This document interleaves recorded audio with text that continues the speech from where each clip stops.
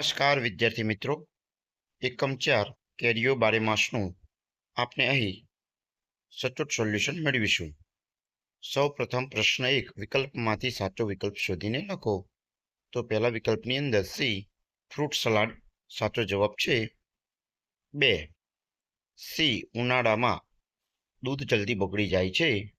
C જવાબ આવશે. 3 option D વાપરવાની છેલ્લી તારીખ ખાદ્ય પદાર્થો પર આપણે લખેલી હોય છે. ઓપ્શન ડી સાચો જવાબ છે. 4 સી સફેદ ફૂગ જોવા મળે છે. 5 ગોળ અને ખાંડ. ઓપ્શન સી સાચો જવાબ છે. 6 ચીકુનું અથાણું બનાવવામાં આવતું નથી. ઓપ્શન સી સાચો જવાબ છે. 7ની અંદર એ અડદ સાચો જવાબ છે. ઓપ્શન એ આવશે. યોગ્ય શબ્દ વડે ખાલી જગ્યા પૂરો અને લખો. 1 પૂરણપોળી, 2 શિયાળો, 3 ટામેટા, 4 કેરી, 5 દૂધ, 6 તાડ, 7 કેરીનો માવો, 8 બટેકા. સાચા સામે સાચું અને ખોટા સામે ખોટું કરો. પહેલા સાચું, બીજું ખોટું, ત્રીજું સાચું છે, ચોથું ખોટું, પાંચમું સાચું. 6 અને 7 ખોટા વિધાન છે. બંધ બેસતા જોડકા જોડો. તો 4 3 1 2 આવી રીતે સાચા જવાબ બને છે. પ્રશ્ન 5 ઉત્તર 1-2 વાક્યમાં આપો. ખોરાકનું બગડવું એટલે શું? તો ખોરાક વધુ સમય પડી રહીને વાસી થઈ જાય અને તેમાંથી ખરાબ વાસ આવવા લાગે તેને ખોરાકનું બગડવું કહે છે. 2 અલ્પેશ અને મહેન્દ્ર બંને ભાઈઓ ઉનાળાની રજાઓ ક્યાં વિતાવતા હતા? તો બંને ભાઈઓ ઉનાળાની રજાઓ આંબાવાડીમાં વિતાવતા હતા. 3 કેરીના પાપડ બનાવવા માટે કઈ કઈ વસ્તુની જરૂર પડે છે? તો વિદ્યાર્થી મિત્રો, કેરીના પાપડ બનાવવા માટે પાકી કેરીઓ, ગોળ અને ખાંડની જરૂર પડે છે. 4 એક અઠવાડિયા સુધી રાખી શકાય તેવા 3 ખોરાકના નામ આપો. તો બટાટા, ડુંગળી, સફરજન અને મીઠાઈ 1 અઠવાડિયા સુધી રાખી શકાય છે. 5 જ્યારે તમારા ઘરે ખાવાનું બગડી જાય છે ત્યારે તમે શું કરો છો? જ્યારે ખાવાનું બગડી જાય છે ત્યારે અમે તેને માટીમાં ખાડો કરી દાટી દઈએ છીએ અથવા કચરા પેટીમાં નાખી દઈએ છીએ. 6 કેરીના માવામાં ગોળ અને ખાંડ ભેળવી તેને તડકામાં શા માટે મૂકવામાં આવે છે? તો કેરીના માવામાંથી પાણીનો ભાગ સુકાઈ જાય અને ઘટ્ટ થર બને તે માટે તેને તડકામાં સૂકવવામાં આવ્યો. તડકે સૂકવવાથી તે લાંબા સમય સુધી બગડતા નથી. 7 પિતાએ કેરીના પાપડ બનાવવા માટે સૌથી પહેલા પાકી કેરીઓ કેમ પસંદ કરી? કેરીના પાપડ ગળ્યા અને સ્વાદિષ્ટ બનાવવા માટે પાકી કેરીના રસ માવાની જરૂર પડે છે, તેથી પિતાએ પાકી કેરીઓ પસંદ કરી. પ્રશ્ન 8 કાચની બરણીમાં અથાણા ભરતા પહેલા તેને શા માટે સૂર્યપ્રકાશમાં સૂકવવામાં આવે છે? તો બરણીમાં રહેલા ભેજ સુકાઈ જાય છે અને બરણી જીવાણુ મુક્ત બને છે. આથી અથાણા લાંબા સમય સુધી સાચવી શકાય છે. પ્રશ્નના ઉત્તર આપો. 1 માચડો બનાવવા બંને ભાઈઓ બજારમાંથી શું લાવ્યા? તો બંને ભાઈઓ બજારમાંથી માચડો બનાવવા માટે તાડના ઝાડના પાંદડાથી બનેલી ચટાઈ, નીલગિરી ઝાડના થાંભલા અને નાળિયેરની છાલમાંથી બનેલી દોરીઓ લાવ્યા. 2 ખોરાકનો બગાડ એટલે શું? ઉદાહરણ આપી સમજાવો.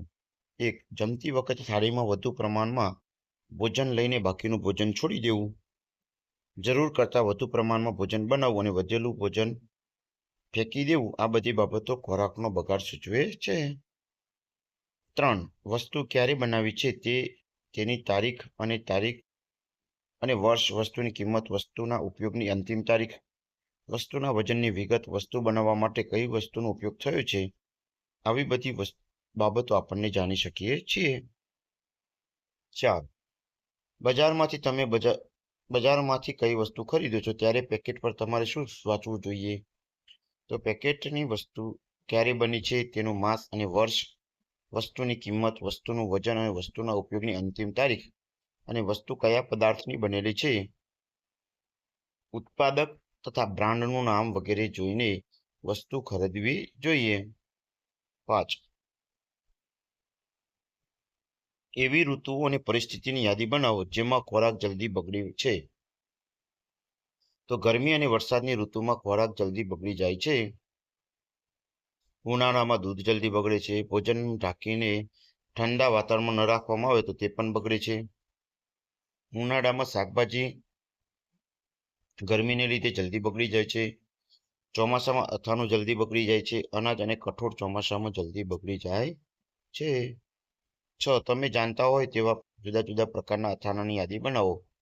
કેરીની અથાણું, ગાજરનું અથાણું, ગુંદાનું અથાણું, લસણનું અથાણું, લીંબુનું અથાણું, આમળાનું અથાણું, મરચાંનું, મિશ્ર શાકનું અથાણું, ચણા મેથીનું અથાણું, આદુનું અથાણું વગેરે બને છે.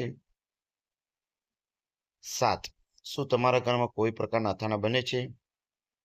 હા, મારા ઘરમાં કેરી, ગુંદા, મરચાં અને આમળાનું અથાણું બને છે. આ અથાણા મારી મમ્મી બનાવે છે. મમ્મીના આ અથાણા બનાવતા મારા દાદી અને નાની પાસેથી શીખ્યા હતા. પ્રશ્ન 7. તો અહીં કેરીનું ગળ્યું અથાણું બનાવવા માટે રાજાપુરી કેરી, ગોળ, સરસવનું તેલ, રાઈ મેથીના પૂરિયા, ખારેક, મરચું, હળદર, હિંગ, મીઠું, તજ, મરી, લવિંગ વગેરે. સૌપ્રથમ કેરીને ધોઈને તેના નાના નાના ટુકડા કરવા. પછી હળદર મીઠું નાખી 2 દિવસ સુધી કપડા પર સુકવવા દેવા. એક વાસણમાં રાઈ મેથીના પૂરિયા, મરચું, હળદર, મીઠું, હિંગ નાખ્યા પછી તેમાં ગરમ સરસવનું તેલ નાખી બધું મિક્સ કરવું. આ મસાલો ઠંડો પડે ત્યારે ગોળનો ભૂકો, મરચું, તજ, લવિંગ, મરી, કેરીના ટુકડા નાખવા. 1 અઠવાડિયા સુધી મિશ્રણને હલાવતા રહો. પછી બરણીમાં ભરવું. મીઠા હળદરનું પાણીમાં ખારેકના ટુકડાને પલાળીને પછી બરણીમાં નાખી દેવા. અથાણું તૈયાર થઈ જાય છે. શબ્દો શોધો. ગાજર, કેરી, લીલા મરચાં, કેરડા, લીંબુ, ગુંદા, આમળા અને લસણ. ખોરાક બગડવું અને ખોરાકનો બગાડ. ખોરાક વાસી હોય કે અન્ય કારણસર ખાવા લાયક ન રહે તેને ખોરાક બગડવું કહેવાય. જ્યારે જરૂરિયાત કરતાં વધુ ખોરાક રાંધવામાં આવે તે વધેલા ખોરાક ફેંકી દેવો પડે તેને ખોરાકનો બગાડ કહેવાય. 2. ખોરાક બગડવાથી તેનો સ્વાદ અને ગંધમાં ફેરફાર થાય છે. ખોરાકનો બગાડ થવાથી અનાજ અને પૈસાનો વ્યર્થ થાય છે. કાચી કેરીમાંથી બનતી વસ્તુ. કેરીનું અથાણું, ચૂંદો, કેરીનું કચુંબર, બાફલો, કેરીનું શાક. પાકી કેરીમાંથી બનતી વસ્તુ. કેરીનો રસ, કેરીના પાપડ, કેરીનું શરબત. ત્યારબાદ 12 માસ કેરી એકમનું સોલ્યુશન ગમ્યું હોય તો સબસ્ક્રાઈબ જરૂરથી કરશો, લાઈક જરૂરથી કરશો. ત્યારબાદ હોટ પ્રશ્નો સી, ડી, સી અને સી આવી રીતે જવાબ આવશે. ફરી મળીશું નવા વિડીયો સાથે. ખૂબ ખૂબ આભાર.